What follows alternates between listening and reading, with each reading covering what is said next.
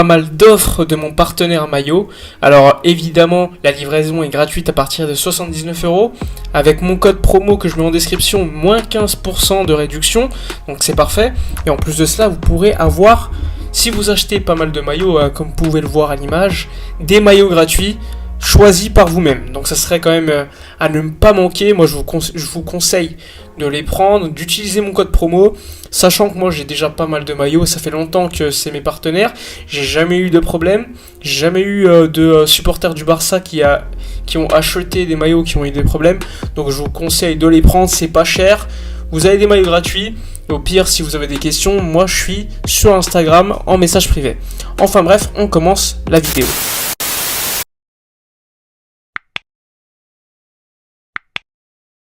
Salut à tous, j'espère que vous allez bien. On se retrouve aujourd'hui pour une nouvelle vidéo. On va revenir sur les dernières informations concernant le Barça.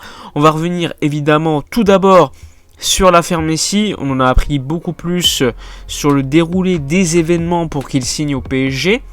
Donc Messi, lors d'une interview, vous avez vu, il a enchaîné pas mal d'interviews lorsqu'il était au Parc des Princes. Il en a donné une à un journaliste espagnol qui est installé en Angleterre, et il parlait du choix d'aller au PSG juste avant comment ça s'était déroulé, etc. Donc Messi a expliqué qu'il l'avait appris le jeudi, quand Jorge Messi était revenu d'Argentine en avion. Il a eu un rendez-vous avec Laporta le matin, et Laporta lui a appris à ce moment-là que Messi ne pouvait pas rester. Ensuite, Jorge Messi est allé voir Lionel Messi et sa famille pour lui annoncer qu'il devait quitter le FC Barcelone, que c'était impossible à cause du fair play financier, etc. Et là, il a fallu l'annoncer aux enfants, qui étaient détruits. Et à partir de ce moment-là, on apprend que depuis décembre, Lionel Messi avait dit à ses enfants qu'il allait rester au Barça. Depuis décembre, les élections n'avaient pas encore eu lieu, donc il n'y avait pas de président aux commandes pour pourquoi pas tenter de le prolonger. On a dû attendre jusqu'au mois de mars, sachant que mars c'était juste les élections, le temps que tu prennes encore les commandes réelles du club, les bureaux, etc. Il a fallu attendre, on va dire, le mois d'avril, mi-avril, et ensuite l'audit qui n'est même pas encore terminé, qui s'est terminé, la moitié, le plus important a été fait pendant le mois de juin, de juillet, mais il n'est pas encore terminé. Donc pour vous dire que c'était très compliqué d'agir avant, de le prolonger avant, alors qu'il avait dit à ses enfants qu'il allait rester dès décembre. Donc on a appris que les négociations entre le PSG et Messi se sont effectuées le jour pendant qu'il y avait eu le communiqué. Vous vous rappelez le communiqué qui annonçait que le Barça se séparait de Messi. Et bien cette même journée, il y avait déjà eu des contacts entre le PSG et le clan Messi. Donc les négociations n'existaient pas avant, même si le PSG avait montré son intérêt. Jorge Messi avait déjà recalé le PSG en disant que Lionel Messi voulait rester. Pareil pour Manchester City en avril. Donc ce qu'on sait, c'est qu'en mars, il y a eu un dîner entre Laporta et Messi, et qu'à ce moment-là, Messi était convaincu de rester, que tout allait bien. Et à mon avis, au tout dernier moment, je pense que Laporta, en voyant le deal CVC, il voulait signer, mais ensuite il s'est rendu compte qu'à long terme, en tout cas on lui a conseillé qu'à long terme c'était pas bon pour le club, et donc il a dit au Messi que c'était mort, et voilà, Messi au PSG, voilà. Très triste pour la gestion de la fin de carrière au Barça pour les Messi, le plus grand joueur de l'histoire. Et du coup, on voit directement les conséquences, Lionel Messi au PSG, au Barça, évidemment t'as moins de ventes de maillots.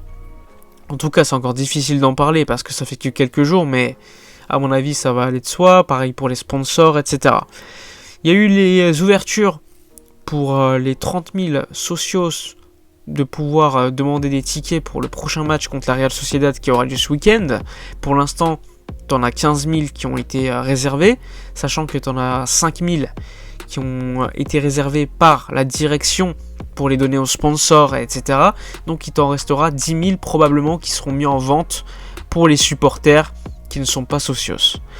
On va évidemment parler de ce qui nous intéresse désormais sportivement, c'est les joueurs qui ont été recrutés, mais qui ne sont pas encore inscrits par la Liga. Alors, pourquoi ? Vous le savez, il y a une limite salariale en Liga. Il ne faut pas la dépasser, sinon tu ne peux pas inscrire tes joueurs pour la compétition. Nous, on a recruté des joueurs libres, des joueurs qui ont coûté 0. Emerson, lui, est inscrit parce que c'était un prêt au Betis et il nous appartenait. Par contre, Agüero et Eric Garcia, ainsi que Memphis, pour l'instant, ne sont pas inscrits. Mais le Barça pense pouvoir les inscrire assez rapidement.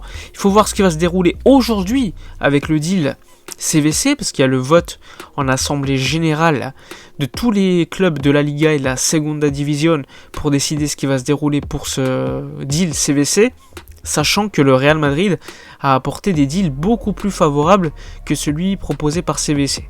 Donc attention, pourrait y avoir une sacrée guerre qui pourrait continuer pas mal de semaines. Mais en gros, Tebas il dit signez le deal CVC, comme ça j'inscris vos recrues.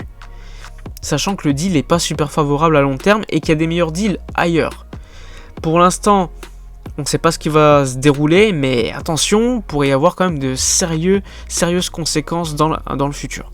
Le Barça est plutôt confiant néanmoins pour continuer à libérer la masse salariale et pouvoir inscrire Memphis, Eric et Kun Agüero. Sachant qu'Agüero étant blessé jusqu'à novembre, tu as quand même le temps, tu es plutôt tranquille. C'est vraiment pour inscrire Eric Garcia et Memphis que tu dois te dépêcher, et c'est pour cela qu'il faudra se débarrasser notamment de 2 joueurs problématiques, c'est Pjanic ainsi qu'Umtiti, mais c'est pas les seuls joueurs catastrophiques, etc.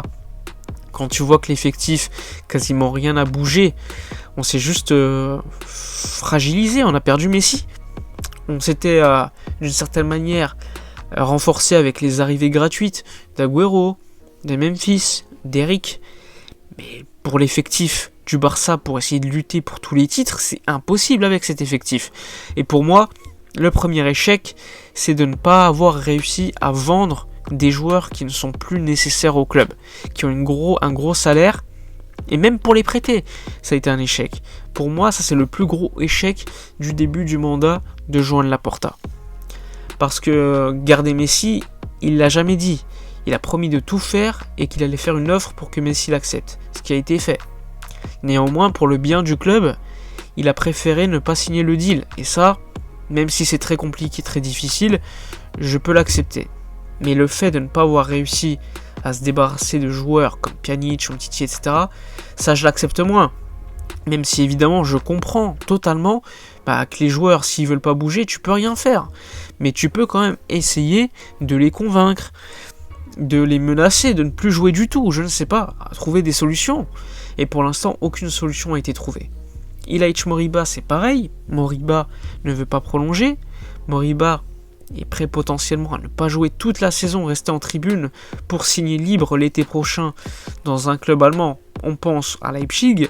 Donc encore une fois, ce serait de l'argent d'une certaine manière qu'on n'aurait pas gagné. On pourrait gagner 20 millions d'euros pour Moriba, mais on le fera pas à mon avis. Je sais pas si on va le vendre, mais pour l'instant, pas beaucoup d'action. On attend encore ce qui va se dérouler pour Ilaix Moriba. Mais si on peut en obtenir 15-20 millions d'euros, ce serait déjà ça de gagner pour le plafond salarial. Enfin bref, on va bien voir ce qui va se dérouler lors de cette assemblée générale super importante des clubs de Liga et de Segunda División. On en fera évidemment une vidéo pour expliquer toutes les conséquences, pour expliquer tout ce qui va se dérouler par la suite. N'oubliez pas de donner vos avis, commentaires, etc. Abonnez-vous à la chaîne. Moi je vous dis à la prochaine et d'ici là, comme d'habitude, portez-vous bien.